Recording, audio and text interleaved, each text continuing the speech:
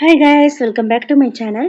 இன்னைக்கு நம்ம என்ன பார்க்க போறோம்னா, 4th செமஸ்டர்ல யோகா உடல்நலம் மற்றும் உடற்கல்வி என்ற சப்ஜெக்ட்ல யூனிட் 1ல ரொம்ப இம்பார்ட்டன்ட் 5 மார்க் பார்க்கலாம். ஆசனங்களின் பயிற்சிக்கான வழிகாட்டல்கள். இப்போ ஒவ்வொரு ஆசனமும் செய்யறதுக்கு முன்னாடி என்ன பண்ணணும், இல்லை செய்யும் போது என்ன பண்ணணும் அப்படிங்கறத இதுல சொல்லியிருப்பாங்க.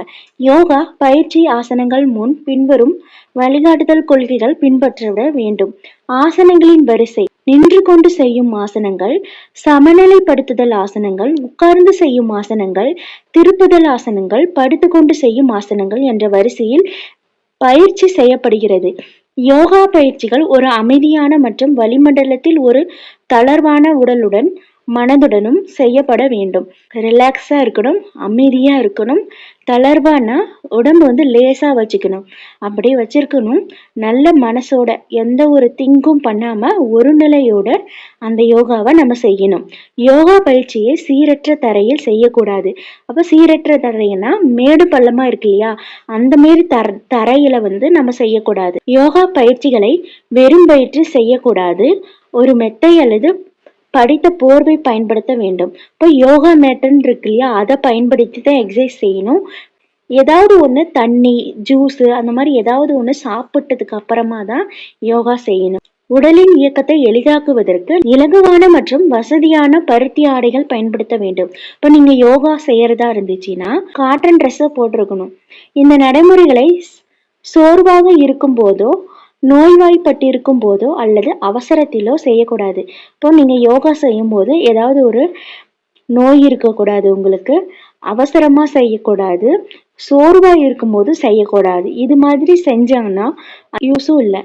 பயிற்சியின் போது என்ன செய்யணும்னா, பயிற்சி அமர்வை பிரார்த்தனையுடன் தொடங்க வேண்டும். பிரார்த்தனை பண்ணிட்டு, அதாவது சாமியை கும்பிட்டு அதுக்கப்புறம் தான் பயிற்சியை ஆரம்பிக்கணும். ஏனெனில் அது சாதகமான சூழலை உருவாக்குகிறது மற்றும் அதன் மூலம் மனதை தளர்த்துகிறது. இப்போ மனசை லேசாக்குது. அந்த எக்ஸசைஸ் செய்யறதுக்காக எல்லாமே நம்ம பாடியில இருந்து மனசுல இருந்து எல்லாமே ரெடியா இருக்கு. ரெடி பண்றதுக்காக தான் இந்த பிரார்த்தனையை செய்யறாங்க. உடற்பயிற்சியை உடலுடன் இணைந்து செய்தல் மற்றும் தளர்வுடன் மெதுவாக சுவாசிக்க வேண்டும். உடற்பயிற்சி செய்யும் போது பாடி லூஸா இருக்கணும், மெதுவா சுவாசிக்கணும். பிரீத்திங் லெவல் ஸ்லோவா இருக்கணும். சுவாசத்தை எப்போதும் நாசி வழியாக செய்ய வேண்டும். நாசினா மூக்கு வழியா தான் சுவாசிக்கணும். உடல் அசைவுகளை கவனிக்க வேண்டும். அதிகமான சிரமம் மேற்கொள்ளக்கூடாது. யோகாவின் சிறந்த விளைவுக்கு வழக்கமான பயிற்சி மிகவும் அவசியம். டெய்லியுமே யோகா நம்ம செஞ்சுட்டு இருக்கணும். ஒவ்வொரு ஆசனத்திற்கும் முரண்பாடுகள், வரம்புகள் உள்ளன. இத்தகைய முரண்பாடுகள் எப்போதும் நினைவில் வைக்கப்பட வேண்டும். நாள்பட்ட நோய்கள் அல்லது இதய பிரச்சனைகள் இருந்தால் யோகா பயிற்சிகளை செய்வதற்கு முன் மருத்துவர் மற்றும் யோகா சிகிச்சையாளர் அணுக வேண்டும். இப்போ நீங்க யோகா செய்யறதுக்கு முன்னாடி என்னென்ன பண்ணணும்னா, அப்போ நமக்கு ஏதாவது நோய் இருக்கா அதை செக் பண்ணிக்கணும். ஏதாவது நீங்க புதுசா ஒரு யோகா பயிற்சி செய்யும் போது அது ஒரு டாக்டர் கிட்ட போய் கன்சல்ட் பண்ணிக்கணும். இல்லைன்னா யோகாவுக்குன்னு தனியாக டாக்டர்ஸ் இருப்பாங்க, அவங்க கிட்ட கன்சல்ட் பண்ணிட்டு நீங்க அதுக்கப்புறம் தான் எக்ஸசைஸை செய்யணும். அதுவும் இல்லாமல் இதய நோயோ இல்லை நாள்பட்ட நோய்னா, நீண்ட நாளுக்கு இருக்கக்கூடிய ஏதாவது டிசீஸ் ஏதாவது இருந்துச்சுன்னா அப்போ அந்த மாதிரி இருக்கிறவங்க யோகா செய்யக்கூடாது.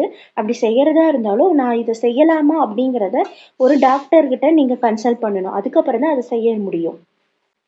கர்ப்பம் மற்றும் மாதவிடாயின் போது யோகா பயிற்சி முன் யோகா நிபுணரிடம் ஆலோசனை பெற வேண்டும். இப்போ நீங்க பிரெக்னண்டா இருக்கும்போதோ இல்லை பீரியட்ஸ் டைம்லயோ நீங்க யோகா செய்யணும்னா அதுக்கு செய்யறதுக்கு முன்னாடி நீங்க பர்மிஷன் கேட்டுறணும்.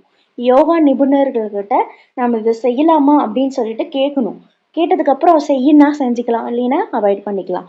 பயிற்சிக்கு பிறகு யோகா பயிற்சிக்கு 15 முதல் 30 நிமிடங்களுக்கு பிறகுதான் குளிக்க வேண்டும். யோகா பயிற்சிக்கு 15 முதல் 30 நிமிடங்களுக்கு பிறகுதான் லேசான உணவை உட்கொள்ள வேண்டும்.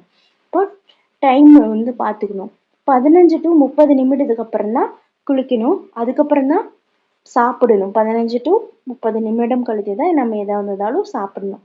ஆழ்ந்த அமைதியை தொடர்ந்து தியானத்துடன் யோகா அமர்வு முடிக்கப்பட வேண்டும். இப்போ நீங்க யோகா செஞ்சு முடிச்சதுக்கு அப்புறமா நல்ல ஆழ்ந்த அமைதியா இருக்கணும். முதல்ல அமைதியா இருந்துட்டு ஃபுல் அண்ட் ஃபுல் அமைதியா இருந்துட்டு அதுக்கப்புறம் தான் அந்த அமர்வுல இருந்தனா அந்த யோகாவுல இருந்து நீங்க எந்திரிக்கணும். அது வரைக்கும் நீங்கள் வந்து அதை முடிச்சுட்டு டக்குன்னு எந்திரிக்கக்கூடாது.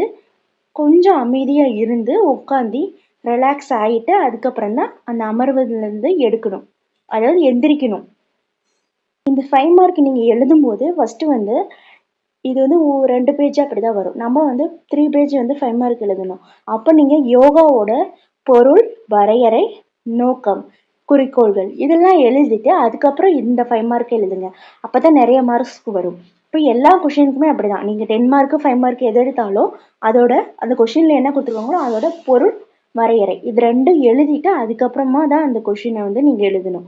அப்போ தான் ஃபுல் மார்க்கு கிடைக்கும். இதே மாதிரி 4th செமஸ்டரில் எல்லா சப்ஜெக்ட்டுக்கான வீடியோஸும் ஒவ்வொன்றா நான் அப்லோட் பண்ணுறேன். நோட்ஸும் ரெடி பண்ணிகிட்ருக்கேன். ரெடி ஆனதுக்கப்புறம் நான் உங்களுக்கு சொல்கிறேன்.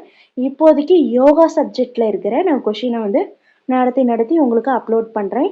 நம்மள சேனல் உங்களுக்கு பிடிச்சிருந்துன்னா சப்ஸ்கிரைப் பண்ணுங்கள், லைக் பண்ணுங்கள். மறக்காமல் ஹைப்புங்கிற ஆப்ஷன் இருக்கும், அதையும் கிளிக் பண்ணுங்கள். தேங்க்ஸ் ஃபார் வாட்சிங்.